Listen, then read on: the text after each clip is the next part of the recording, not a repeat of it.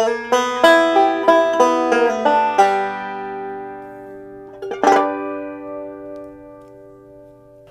you ever wonder why words have meaning? Or how words have meaning? I mean, I'm speaking to you right now, and I'm causing thoughts to occur in your mind. These sounds somehow communicate meaning to you. That makes them somewhat unlike these sounds.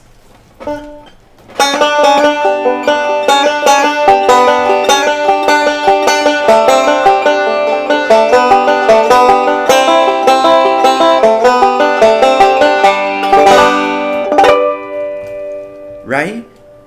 Those sounds, they don't really produce thoughts in your mind, right? They may make you feel a certain way, but they certainly don't have meaning in the same way that these sounds do.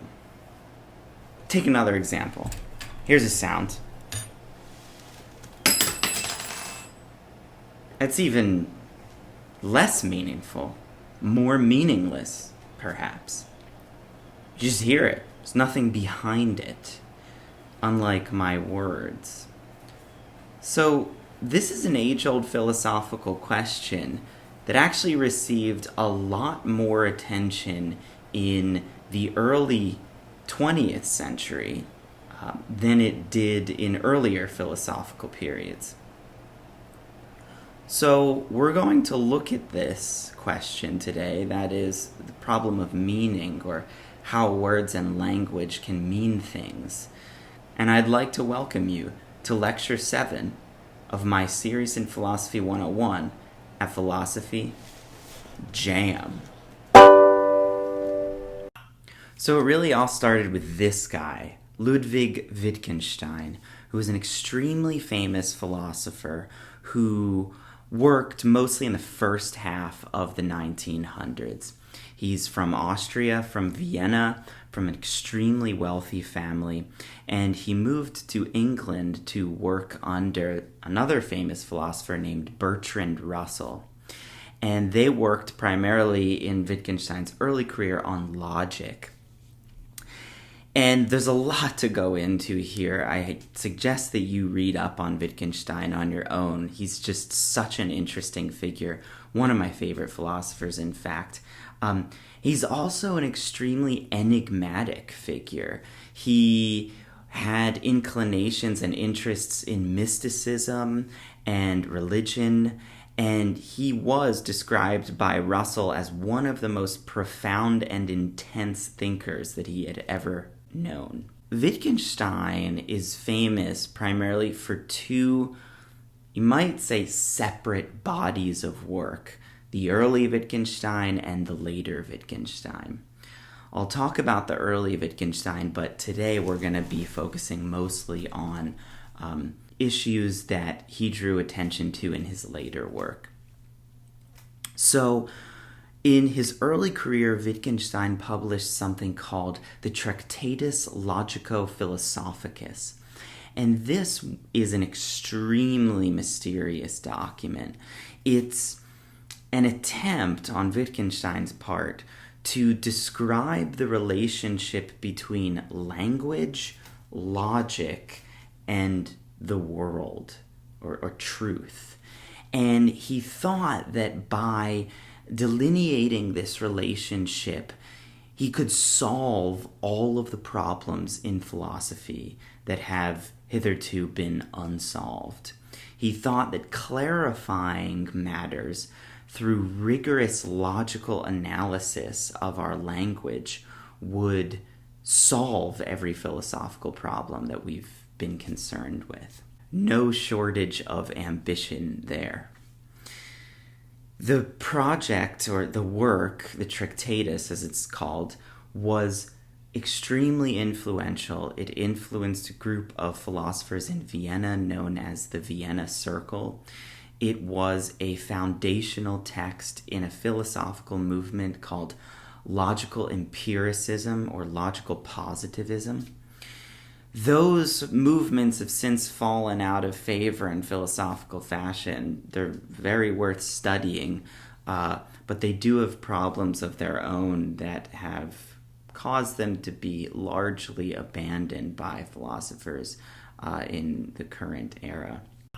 One really important aspect of Wittgenstein's work, both the early work and the later work, is that it involved a rigorous focus on language. And this focus on language was not unique to Wittgenstein.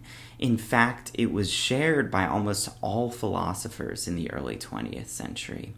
Sometimes in the history of philosophy, it's referred to as the linguistic turn, where philosophers began thinking about the nature of language, and some of them believed with Wittgenstein that by attending to the nature of language and looking at how it worked, we would be able to solve a lot of philosophical problems that we haven't been able to in the past. So this focus on language seemed promising, especially in light of Wittgenstein's early work and his elucidation of the relationship between logic, language, and the world. The linguistic turn in philosophy, as well as the work of Wittgenstein and Russell and a few other important philosophers, also gave birth to a distinctive way of doing philosophy that is, in fact, still practiced today heavily within college departments, really across the world, but especially in English-speaking countries. So that methodology, that kind of philosophy, is often called analytic philosophy, and it's contrasted with continental philosophy. So I'll say quickly a little bit about this because it's important, but you should recognize that it doesn't really have that much to do with the core of today's lesson. So analytic philosophy had this rigorous focus on language and logic and truth. It also, as it's practiced today, it maintains some of that focus, though it's a little bit looser than it once was. It isn't as focused on language nowadays. It's definitely lost a lot of that kind of methodology.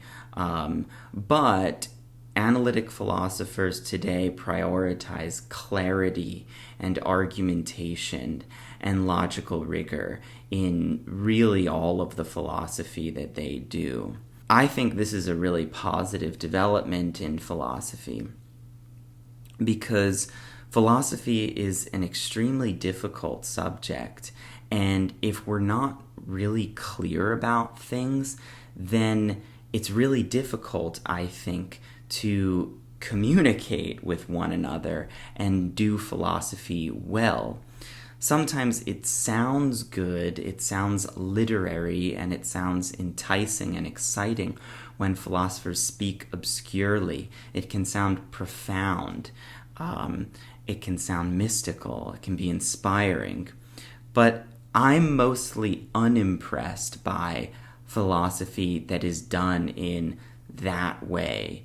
It is more poetic than productive, I think.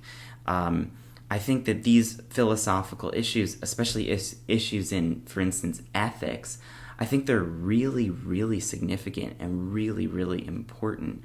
Not because they sound cool, but because they're just really substantial issues that matter for living our lives well. And so I think we should want to be maximally clear and logical about those sorts of issues. For instance, here's the public intellectual and psychology professor, Jordan Peterson, who, in my view, is being really unclear about what he means by the word God. And it's that lack of clarity that makes him, I think, unable to do anything philosophically substantial on that issue, on the issue of God's existence and God's nature. So check it out. God is how we imaginatively and collectively represent the existence and action of consciousness across time. as the most real aspects of existence manifest themselves across the longest of time frames, but are not necessarily apprehensible as objects in the here and now. So what that means in some sense is that you have conceptions of reality built into your biological and metaphysical structure that are a consequence of processes of evolution that occurred over unbelievably vast expanses of time, and that structure your perception of reality in ways that it wouldn't be structured if you only lived for the amount of time that you're going to live. And that's also part of the problem of deriving values from facts, because you're evanescent and you can't derive the right values from the facts that portray themselves to you in your lifespan, which is why you have a biological structure that's like 3.5 billion years old. So God is that which eternally dies and is reborn in the pursuit of higher being and truth. That's a fundamental element of hero mythology. God is the highest value in the hierarchy of values. That's another way of looking at it. God is what calls and what responds in the eternal call to adventure. God is the voice of conscience. God is the source of judgment and mercy and guilt. God is the future to which we make sacrifices, and something akin to the transcendental repository of reputation. Here's a cool one if you're an evolutionary biologist. God is that which selects among men in the eternal hierarchy of men. So, men arrange themselves into hierarchies, and then men rise in the hierarchy. And there's principles that are important that determine the probability of their rise, and those principles aren't tyrannical power. They're something like the ability to articulate truth and the ability to be competent and the ability to make appropriate moral judgments. And if you can do that in a given situation, then all the other men will vote you up the hierarchy, so to speak, and that will radically increase your reproductive fitness. And the operation of that process across long expanses of time looks to me like it's codified in something like the notion of God the Father. It's also the same thing that makes men attractive to women, because women peel off the top of the male hierarchy, and the question is what should be at the top of the hierarchy, and the answer right now is tyranny as part of the patriarchy, but the real answer is something more like the ability to use truthful speech in the service of, let's say, well-being. And so that's something that operates across tremendous expanses of time, and it plays a role in the selection for survival itself, which makes it a fundamental reality. My question is, what does all that have to do with the common sense definition of God, which holds that God is some divine being or entity that presides over the entire universe, that answers our prayers, that is described in the Bible or some other religious text? It feels like all of those different conceptions of God that Peterson was just running through are, one, really different from the common sense one, and two, they're extremely unclear really what's going on and how they all relate to each other. So to my mind, it's extremely hard to make philosophical progress and really understand philosophically what's at issue and what is significant in a really important question, right? The question of God's existence and God's nature. So it seems to me that Peterson's way of doing things there is really philosophically counterproductive, whereas an analytic philosopher's way of doing things, that is, being maximally clear about what we mean, for instance, by God, would be really a lot better way of approaching things. I should say very quickly and finally, analytic philosophy is often contrasted with continental philosophy. That is the philosophy that was mostly practiced on the continent of Europe throughout this time period. So some of your classic continental philosophers would be figures like Heidegger and Kierkegaard, Albert Camus, Sartre, the French existentialist movement, as well as the phenomenologists like Husserl. All of those would be classified as continental philosophers, mostly because they didn't share this historical focus on language and logic that was brought out by philosophers like Russell and Wittgenstein.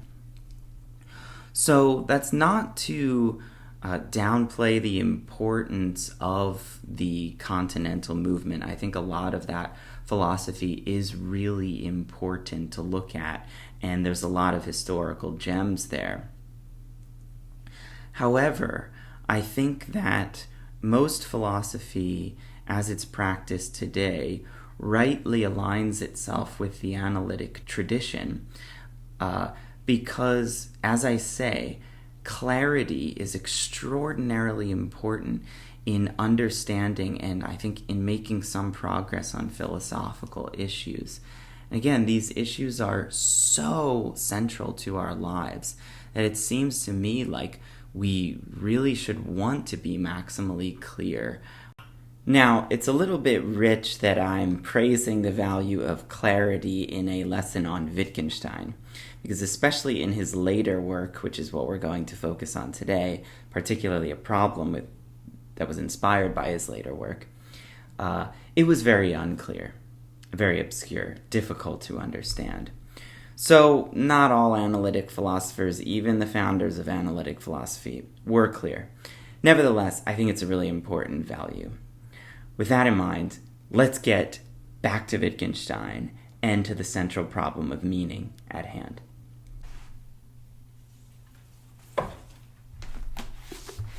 Here's the Tractatus Logico-Philosophicus.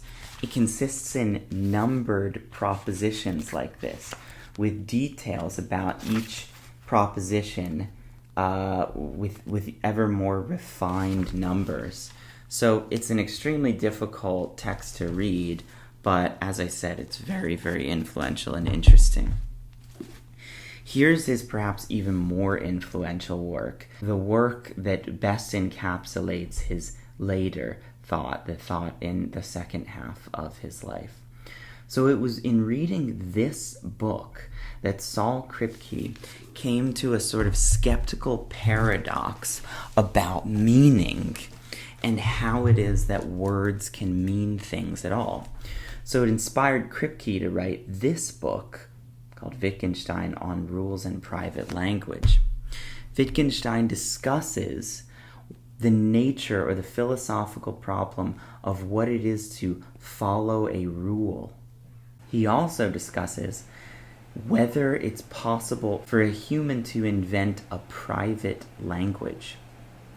Wittgenstein famously said no, such a language would be impossible. And it was in reading about those ideas, that is, rule following and private language, that Kierke was inspired to write this book. In it, he identifies a central puzzle about meaning and language and how it is that words can have any meaning at all. So in today's lecture, we're going to investigate this paradox that Kierke identified by reading Wittgenstein. So, as a first pass, let's try to get some intuitive grasp on the problem. And this phrasing comes from Thomas Nagel, not Kierke. So one way of putting the question is just to say, how do words mean anything? And here's Nagel's way of putting it. Quote, the concept or idea of tobacco, just as an example, would seem to have to be something that you and I and a speaker of Chinese, and any other language, can all latch onto in order to mean the same thing by our words for tobacco. But how, with our very different experiences of the word and the plant, do we do that? That's from Nagel's book, What Does It All Mean, page 41. Here's how Kierke sharpens up the problem. And I should say that even though Kierke was inspired by Wittgenstein to identify this problem, it's not clear that the problem is intrinsic and even an accurate interpretation of Wittgenstein himself. So philosophers actually often refer to an invented philosopher who has come up with this problem named Wittgenstein, a combination, of course, of Kierke and Wittgenstein. So Forgetting about the exegetical questions of who exactly came up with this problem, let's get to the problem itself. As I was saying, Kierke sharpens the problem up by asking us to imagine a student. The student is about to perform a new mathematical operation. The operation being the addition of 68 plus 57. So it seems like a normal addition problem. 68 plus 57 equals 125, and the student is about to perform this operation. Along comes a skeptic, questioning whether 125 is really the answer that accords best with all of the past behavior of the student. So up until this point, let's imagine that the student never added any numbers above 57. Now, I realize that this is a really low number, and Kierke chooses it just to illustrate the problem. But of course, for every living human, there is going to be some number that is so large that he or she just hasn't performed addition with any numbers higher than this number. Let's imagine, just to keep things simple, that this number for our imaginary student is 57. Right, so in the past, we can see here that the student has added 3 and 3, making 6. The student has added 50 plus 50, making 100. The student has added 19 and 1, making 20. But when the student comes to the number 57, the skeptic intervenes and questions whether the answer 125 is exactly the one that accords with his past behavior and his previous intentions involving addition.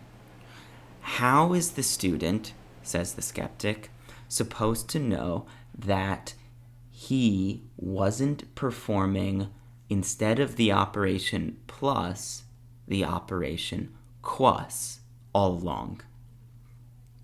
So, according to quaddition and the rules for finding the quum of two numbers, as opposed to finding their sum, quaddition tells us that we use the rules of normal addition unless the numbers involved are above 57.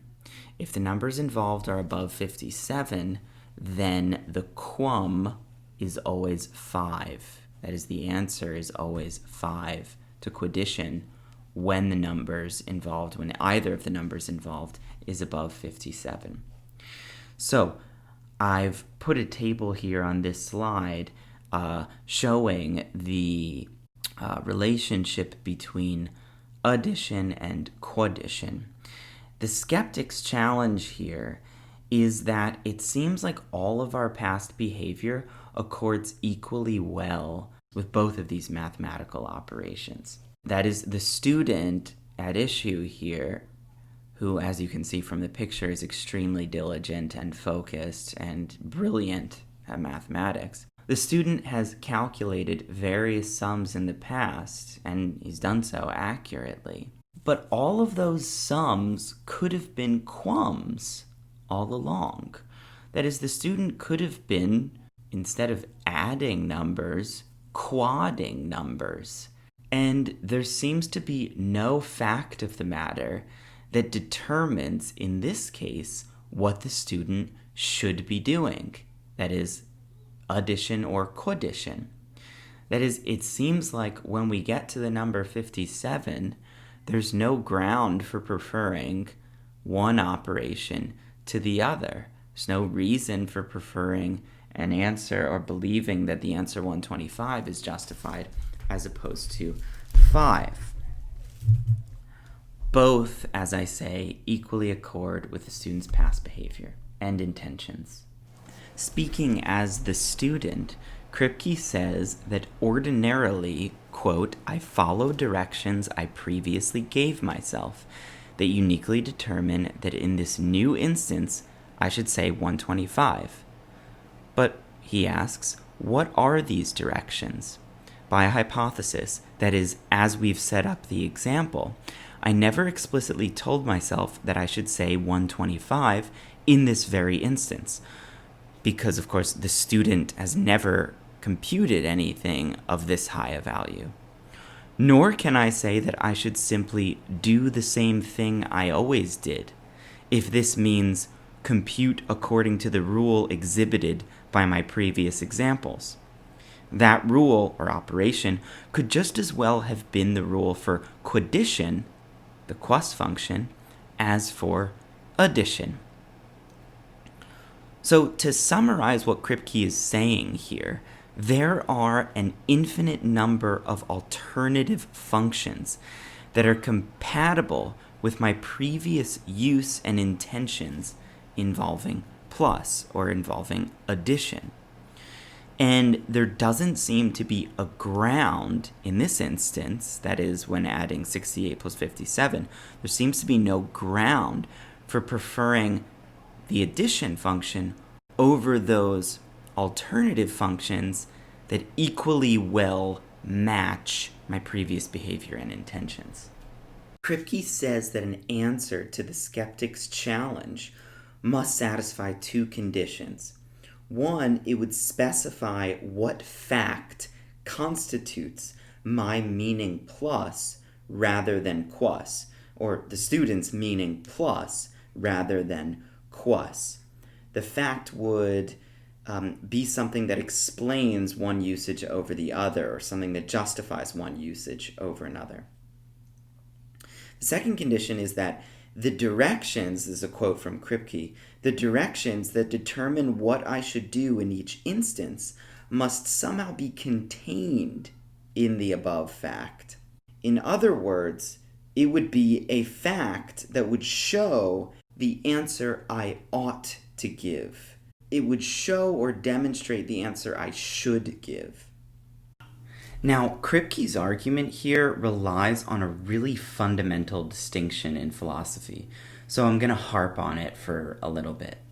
The distinction is between what philosophers call normative facts and descriptive facts. A good synonym for normative facts is evaluative or justificatory, facts that have to do with the way things should be. And as the distinction goes, the contrast is with descriptive facts about how things are already.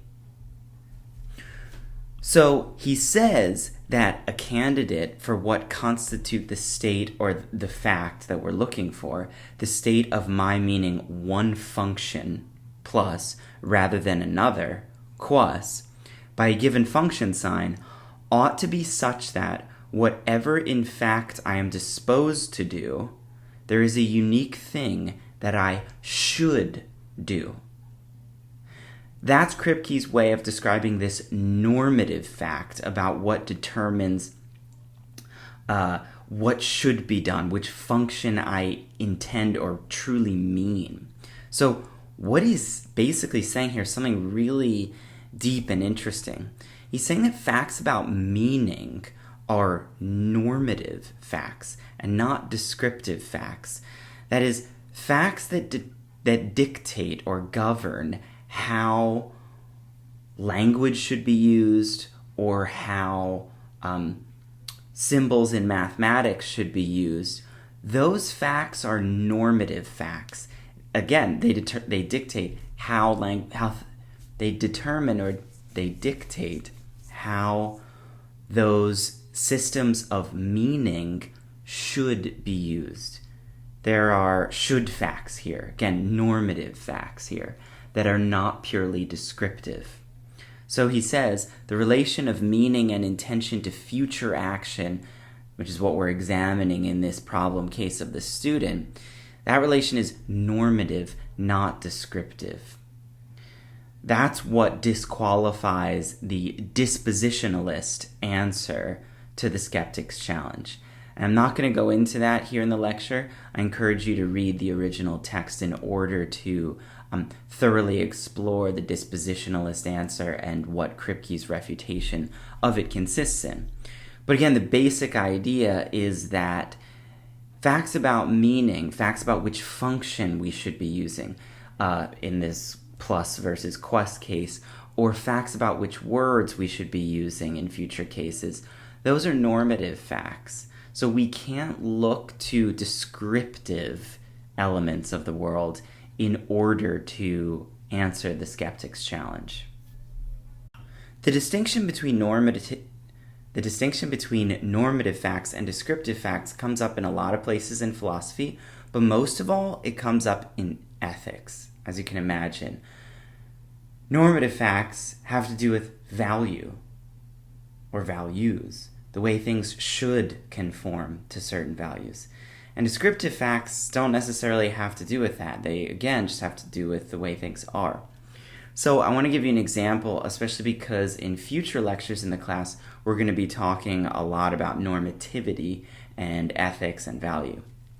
So it might be a natural descriptive fact that animals eat each other, right? Or let's get even more precise about it. Humans, a kind of animal, eat other animals. That's just descriptively true. It's a fact about the way things are. A normative fact that's closely related to that one, I think, is that humans shouldn't eat other animals. Right? We might think that that normative fact comes from the pain that it causes other animals when we eat them, when we slaughter them for food, and when we raise them inhumanely in factory farms. So it's important to get really clear about this distinction because normative facts don't always follow from purely descriptive ones. And descriptive ones, of course, don't always follow from normative ones. Keep it in mind, especially for future classes. Okay, so back to Kripke's problem. The most arresting part of it is that it generalizes. And it seems to, as I've hinted all along, apply to all of language, every word and every symbol within mathematics and within any natural or artificial language in the world. So the problem seems to threaten meaning wholesale across the board. We could pose the skeptic's challenge to other instances of mathematical or linguistic usage. For example, what fact about the world makes it true that I apply the term cousin according to the right rules, since I haven't gone out and identified all cases of cousins? What makes it true that I appropriately apply that term and mean what everyone else means by cousin? What makes it true that I'm following the right rule there? So this is just to substitute the skeptic's challenge with quos versus plus the term cousin, right? We could have an alternative hypothesis that equally well explains all of my previous usages and intentions of the word cousin, but that this, in this one future case, this one strange case, tells me to use the word for a cat, let's say, or for a banjo.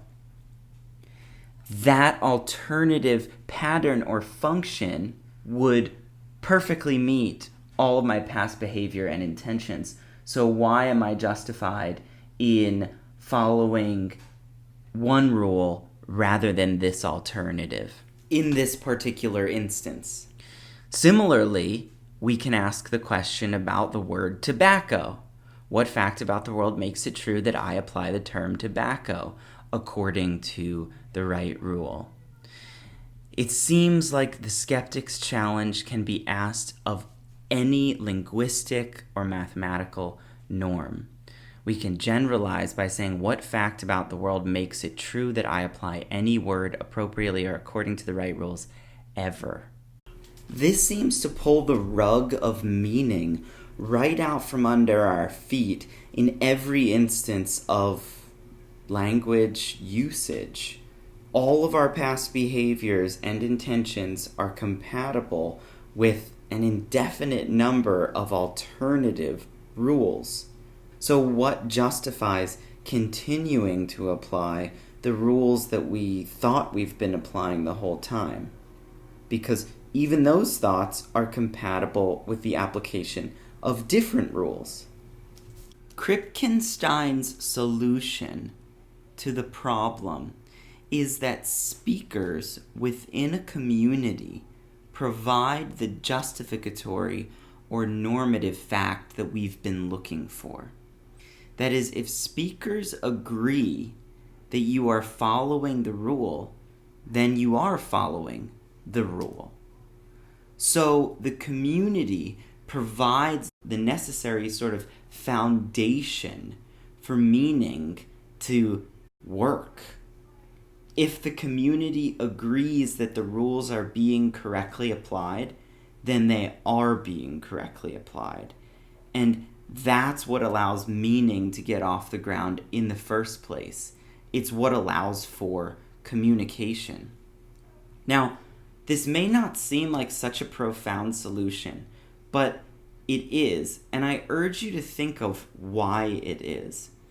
One reason it's profound is it seems like meaning resides, therefore, at the communal level, and there's no such thing as meaning on a private or personal level.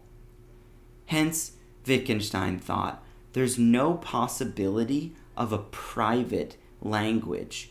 You couldn't just in your mind start applying terms to things and follow the rules that you make up for those terms and their relationships with one another. No, Wittgenstein thought, in order to have meaning, we need a community of speakers, a backdrop against which usages can be justified and embedded, and so that there can be standards or criteria for the correct use of language. So a community of rule-following agents is what we need for there to be rules at all, for there to be norms at all. That is, for there to be facts about which functions determine or govern correct usage of meaningful symbols. We need those agents to check up on one another and to agree and disagree about facts regarding correct usage. So is that why this communicates something sad? And this seems to communicate something happy? Merely because we've agreed on it? Or is something deeper going on? And is something deeper going on in the case of language? That is the solution to the Wittgenstein problem that I've discussed correct? I'll leave that for you to ponder, and I hope you have found this lecture meaningful. I'll see you next time on Philosophy Jam. Thanks, everybody. Don't forget to think about and answer the discussion questions.